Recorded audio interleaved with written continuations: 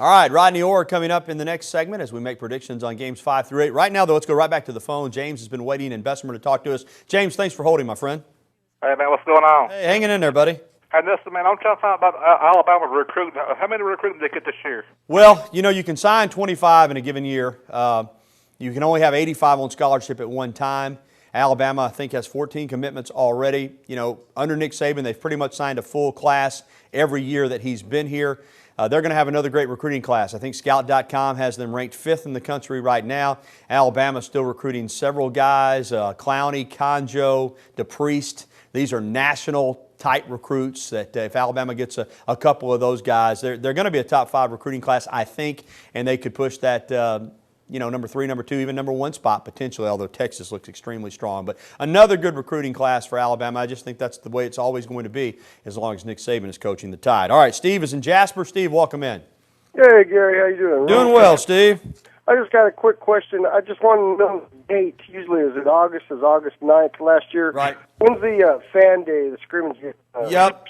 Steve, I don't know the exact date of fan day yet. And, again, that's something that once they put out a practice schedule to the media, I'm sure they'll have it in there when fan day is going to be, just like the schedule as far as what time kickoffs are concerned. As soon as we get the information on fan day, I'll pass that along on my sportscast, and certainly we'll mention it here on Tide or Insider TV as well. But I think just about the same time as last year, probably pretty early on in fall practice, they'll go ahead and do the fan day at Bryant-Denny Stadium. Okay, we're going to talk LaQuisha real quickly. LaKeisha from West End. LaKeisha, go ahead. How are you?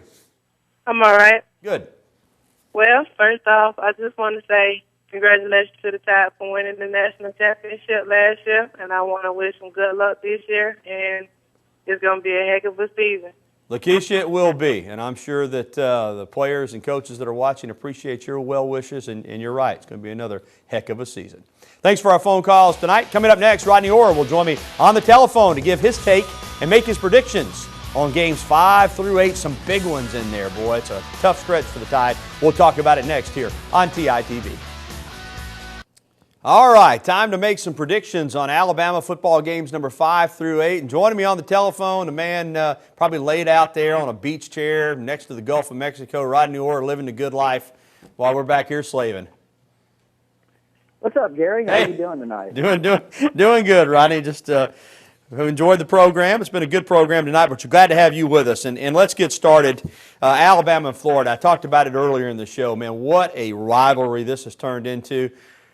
The last 2 SEC championship games, they split. Both teams that won the national championship. And I tell you, Rodney, there's no reason to think that Alabama and Florida won't meet again in the SEC championship game. But before that, on October 2nd, they get together in Bryant-Denny Stadium.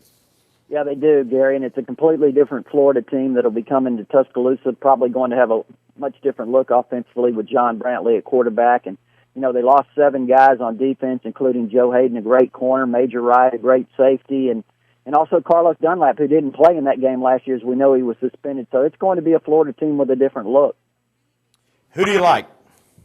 I think Alabama will win the game. I think Alabama's physical presence in games like this against Florida, I think it plays to Alabama's advantage.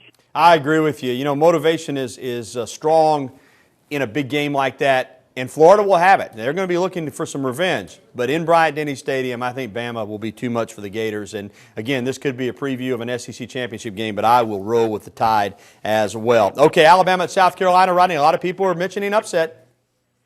Yeah, South Carolina, every year is supposed to be their year. They start off fast every year, Gary. But, once again, I think Alabama goes on the road, and I think, they're a physical football team. And, again, South Carolina's got to find an offensive line that will protect the quarterback, Stephen Garcia. They lose 3 or 4 guys, and they gave up 37 sacks last year. I think Alabama's just too strong for South Carolina. Well, I agree with you. I think Alabama will be the winner. I think South Carolina is just a program that's jinxed. For whatever reason, they can't seem to get over the hump. Alabama and Ole Miss, this one's in Bryant-Denny, and Rebels talk a lot about beating Alabama, but they don't do it very often.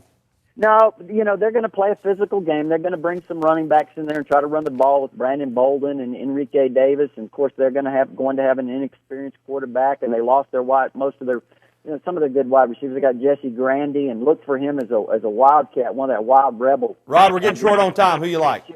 I think Ole Miss, Gary, will come in and play a good game, but I think Alabama's certainly the favorite. I agree. Rodney, we got 15 seconds. Alabama and Tennessee, who you picking? Alabama clearly over Tennessee. All right, I like the Tide as well. Thanks, Rodney. We'll see you back here in studio next week. That's going to do it for the program. A reminder, you can catch this show on our website, WVUATV.com. For Rodney Orr and John Huddleston, our producer, I'm Gary Harris. Thanks for watching. We'll see you next week.